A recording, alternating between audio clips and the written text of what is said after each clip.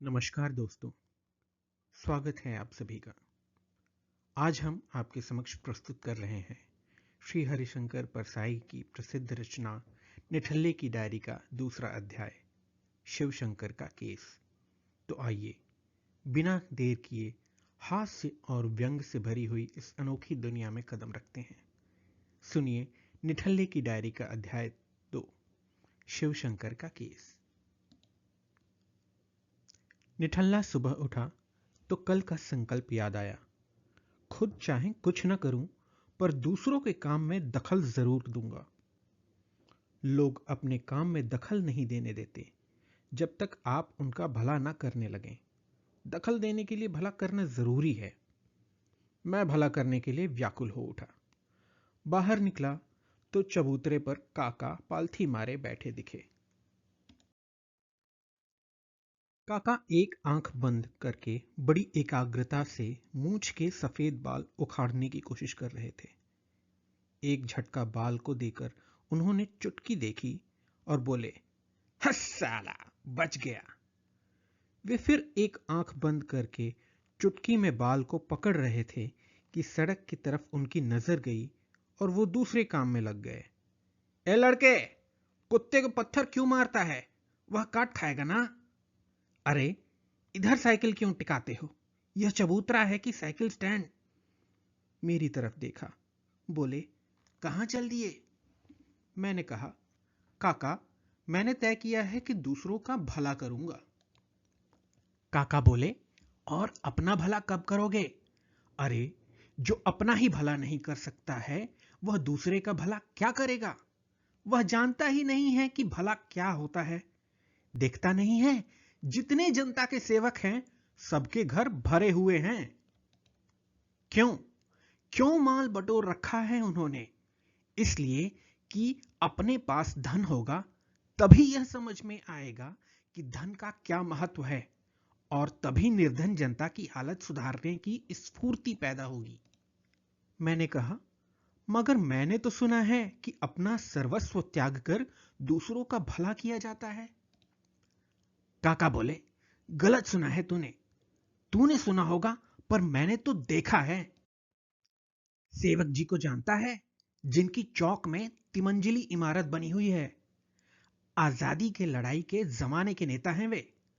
तब वे गरीब किसानों और मजदूरों के जुलूस निकाला करते थे और नारे लगवाते थे, इनकलाब जिंदाबाद, उजड़े घर होंगे आबाद।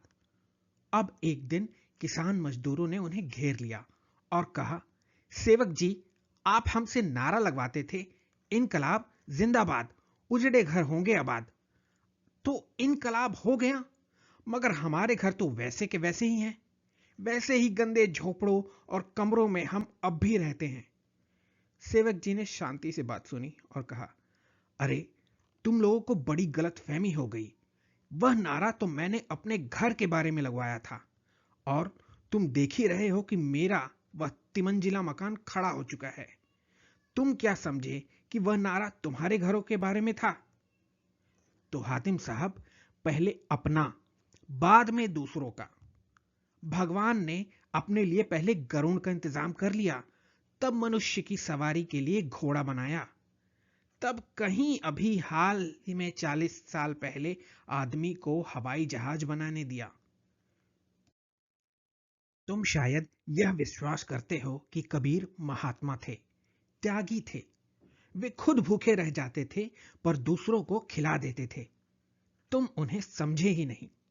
वे इतने बुद्धू नहीं थे जितना तुम उन्हें समझते हो।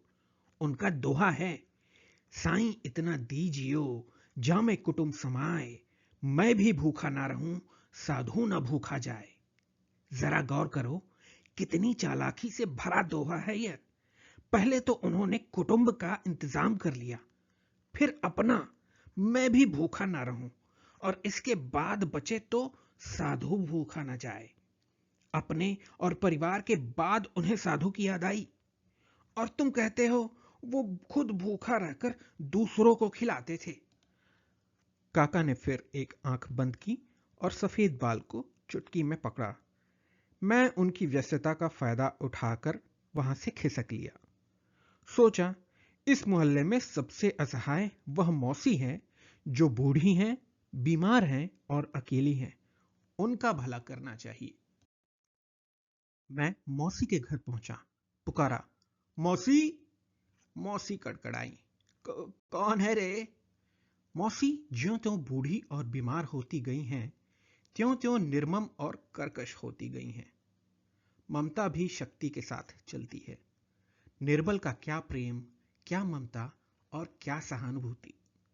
मैंने कहा, चल तुझे डॉक्टर के पास ले चलता हूं। उसने कहा, अरे अब क्या डॉक्टर के पास जाऊं, अब तो भगवान के पास ही जाऊंगी बेटा। मैंने कहा, मौसी क्या तू जीने से बिल्कुल ऊब गई? मौसी ने कहा, हाँ रे, अब तो जल्दी मौत आ जाए तो ठीक रहेगा। मैंने कहा, तो मौसी ला, मैं तेरा गला घोट देता हूं। मौसी भन्ना उठी, तेरे मुंह में आग क्यों नहीं लगती रे? मैंने कहा, नाराज ना हो मौसी, मैं तो तेरा भला करना चाहता हूं। घुटवाने में तकलीफ हो तो जहर ला देता हूं। अब मौसी मुझे गाली देने लगी। मैंने कहा, मौसी ना तू जीना चाहती है, ना मरना चाहती है, ना दवा खाती है, ना जहर। आखिर मैं तेरा भला किस तरह से करूं? मौसी टर्राई, मैं ही मिली हूं तुझे भला करने को। इतने लोग पड़े हैं, उनका भला क्यों नहीं करता? मैंने मौसी को छोड़ा, गणेश बाबू के पास पहुंचा। गणेश बाबू, आप कह रहे थे कि आपकी तरक्की रुकी हुई है, चलिए सेक्रेटरी से कहकर तरक्की करवा दूं। तरक्की तो पिछले महीने हो चुकी, सत्यनारायण की कथा भी हो गई, तो एक तरक्की और दिला देता हूं। इतनी जल्दी जल्दी तरक्की नहीं होती। वाजपेयी जी के पास पहुंचा। वाजपेयी जी, आपके बच्चों को स्कूल में भर्ती करवा दूं? आप किस दुनिया में रहते हैं? भर्ती तो जुलाई में हो चुकी, यह अगस्त का चौथा हफ्ता है। ऐसा कोई नहीं मिला जिसका भला मैं कर सकूं। घर लौट आया। अब मुझे समझ में आया कि लोग स्वार्थी क्यों हो जाते हैं। वे दूसरों का भला करना चाहते हैं, पर कोई उनसे भला कराने को तैयार नहीं होता। निराश होकर वे अपना भला करने लगते हैं। लोग उनकी निंदा करते हैं, पर वे दया के पात्र हैं। वे मजबूरी में स्वार्थी हो गए हैं। मोहल्ले में शायद खबर फैल गई थी। दोपहर को एक आदमी आया और बोला, सुना है आप किसी का भला करने के लिए सवेरे से विकल हैं, पर आपसे कोई फंस नहीं रहा है। मैं अपना भला कराए लेता हूं, कितने रुपए देंगे? मैंने कहा, रुपए तो मेरे पास नहीं है, तुम चाहो तो भला कराकर मुझे 5 जूते मार लेना। उससे सौदा नहीं पटा। आखिर तीसरे पहर शिवशंकर बाबू आए। उनका विकास शहर में दिखता है। 1 से 3 मकान हो चुके हैं। मिसेस शिवशंकर का भी खूब विकास हुआ है। कपड़े छोटे पड़ जाते हैं। जायदाद की जांच होती है तो शिवशंकर कह देते हैं ससुराल की तरफ से मिली है। न जाने ऐसे ससुर किस कोने में रहते हैं जो जिंदगी भर किस्तों में दहेज देते हैं, और वे हमेशा सरकार के कुछ महकमों के अफसरों को ही बेटी क्यों ब्याह देते हैं। शिवशंकर बाबू ने कहा, आप भला करना चाहते हैं ना, तो मेरा भला कीजिए। मेरा तबादला एक बहुत खराब जगह हो गया है, मुझे किसी तरह अच्छी जगह भिजवाइए। मैं बहुत खुश हुआ और शाम को बड़े साहब के बंगले में पहुंच गया।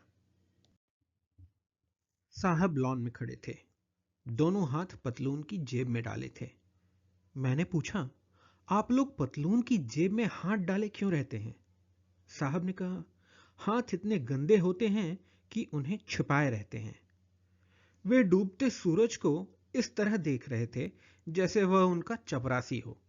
उन्होंने आसमान को ऐसे देखा जैसे वह उनके सामने क्लर्की का इंटरव्यू देने आया हो। मैंने कहा, आप खुलकर फूल क्यों नहीं तोड़ते? खुलकर उसे क्यों नहीं सूंघते?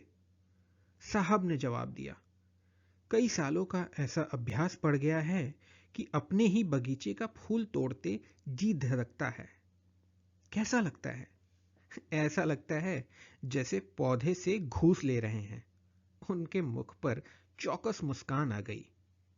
कहिए, क्या काम है? मुझे आपने पहचाना नहीं? No, I don't remember. पिछले साल आपका एक स्कैंडल अखबार में छपने आया था, जिसे मैंने रुकवाया था। कैसा स्कैंडल? मुझे कुछ मालूम नहीं। पिछले साल मेरी गली के कुत्तों ने आपको देखकर भौंकना बंद कर दिया था। वे फोटो और चिट्ठियां अभी भी मेरे पास रखी हुई हैं।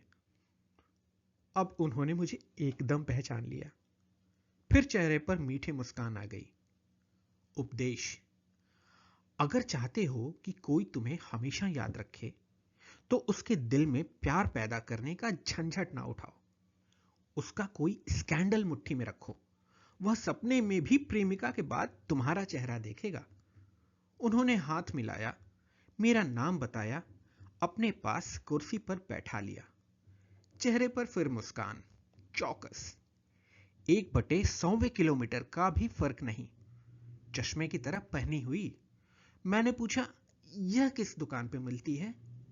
क्या यही मुस्कान चश्मे की दुकान पर मिलती है या जनरल स्टोर में? यह तो हम लोगों को सरकार की तरफ से सप्लाई होती है। 10-12 तरह की होती है। पहली मुस्कान जो मैंने आपको दी थी -1 नंबर की है। वह टालने के काम आती है। 2-4 मुझे मिल सकती हैं? जी हां, जितनी चाहिए स्टोर से निकलवा दूंगा। क्या दाम लगेंगे? कुछ नहीं, मेरे हेड क्लर्क के बच्चे भी तो आखिर दफ्तर के फॉर्मों पर स्कूल का कच्चा काम करते हैं। फिर भी आपको मुस्कानों का हिसाब तो रखना पड़ता होगा ना? तो क्या हुआ, राइट ऑफ कर दूंगा, लिखा दूंगा। 6 मुस्कानें सड़ गईं। मुझे शिवशंकर के तबादले की बात करनी थी। एकदम से यह बात छेड़ देना ठीक नहीं। पहले कुछ यहां वहां की बातें करके फिर धीरे से शिवशंकर की बात भी कर लूंगा। मैंने कहा, ये जो समाजवादी विकास योजनाएं चल रही हैं, सार्वजनिक क्षेत्र में उद्योग चल रहे हैं, इनसे देश की हालत में कितना परिवर्तन हो रहा है? साहब बोले, देश में भारी परिवर्तन हो रहा है साहब। देखिए ना, कपूर फाइनेंस में चला गया, करेला का होम में तबादला हो गया, शर्मा एजुकेशन में चला गया, रस्तोगी डिस्ट्रिक्ट में चला गया, वर्मा फिर एक्साइज में लौट आया। मैंने कहा, मेरा मतलब है देश के हालात में कुछ खास परिवर्तन हुए हो तो? साहब बोले, हाँ हाँ, खास खास ही बता रहा हूं। राय लीव पर चला गया, श्रीवास्तव की इंक्वायरी हो रही है, भगत अभी फॉरेस्ट में गया है, बंदोबस्तर को स्पेशल ड्यूटी पर भेज दिया गया, सेंगर डेवलपमेंट में चला गया, पीके ट्रांसपोर्ट में गया, रेवेन्यू में कश्यप फिर आ गए हैं, शंकर जीएडी में चला गया है।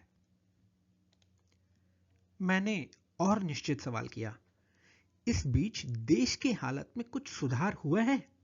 साहब बोले, सुधार? अरे हालत बिगड़ी है। आपको मालूम नहीं, सक्सेना मुझे सुपरसीड कर गया। साहब उदास हो गए। अपने पपीते के पौधों को देखकर बोले, यह पपीता बाद में लगाया था, पर यह पहले वाले को सुपरसीड कर गया। मैंने कोशिश की कि इनका ध्यान इस दुखद प्रसंग से हटाऊं। मैंने कहा, यह बताइए कि देश की इस साल की सबसे बड़ी घटना कौन सी है? वे बोले, यही, सक्सेना मुझे सुपरसीड कर गया।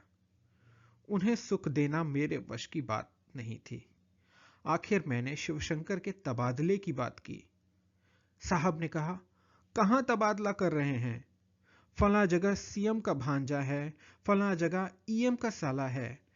मैंने पूछा, कोई ऐसी जगह है कि नहीं जहां किसी का ना हुआ हो? साहब बोले, हां, एक जगह है, और वहीं तो यह शिवशंकर है। मैं घर लौट आया। शिवशंकर का भला भी मेरे हाथों से नहीं हो सका।